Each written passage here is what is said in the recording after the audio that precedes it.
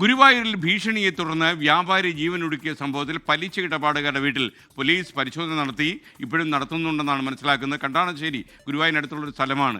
ഈ കണ്ടാണശ്ശേരിക്ക് ഒരു പ്രത്യേകത കൂടിയുണ്ട്. പ്രിയപ്പെട്ട പ്രേക്ഷകർക്കറിയാം, പ്രശസ്ത എഴുത്തുകാരൻ കോവലിൽ ജനിച്ച മണ്ണാണ് ഈ കണ്ടാണശ്ശേരി. അവിടെ നിന്നാണ് ഈ വാർത്ത വരുന്നത്.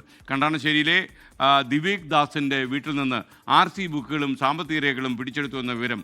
സൂരജ് സജി ഈ വാർത്തയുടെ വിശദാംശങ്ങളുമായി നമുക്കൊപ്പം ചേരുകയാണ്. ഗുഡ് മോർണിംഗ് സൂരജ്, വിവരങ്ങൾ പറയും.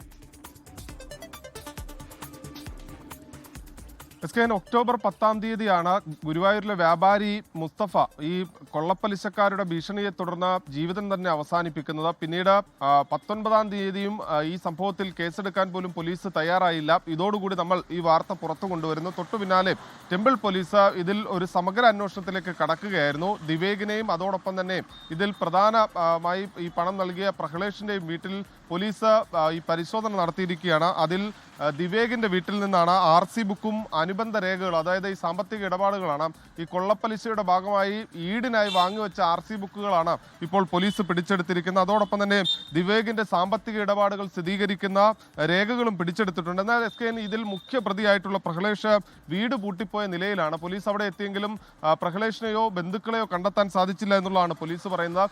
ഇരുവരെയും കണ്ടെത്തുന്നതിന് വേണ്ടിയുള്ള അന്വേഷണം പോലീസ് ഊർജിതമാക്കുകയും ചെയ്തിട്ടുണ്ട്. 6 ലക്ഷം രൂപ കടം വാങ്ങിയതിന് 40 ലക്ഷത്തോളം രൂപയാണ് ഈ പലിശ ഇനത്തിൽ മാത്രം വ്യാപാരിക്ക് നൽകേണ്ടി വന്നത്. പിന്നീട് ഭാര്യയുടെയും മകന്റെയും മുന്നിലിട്ട് മർദ്ദിക്കുന്നു. 2000 രൂപ പലിശ കുറഞ്ഞു പോയതിന്റെ പേരിലൊക്കെയായിരുന്നു ഈ മർദ്ദനം.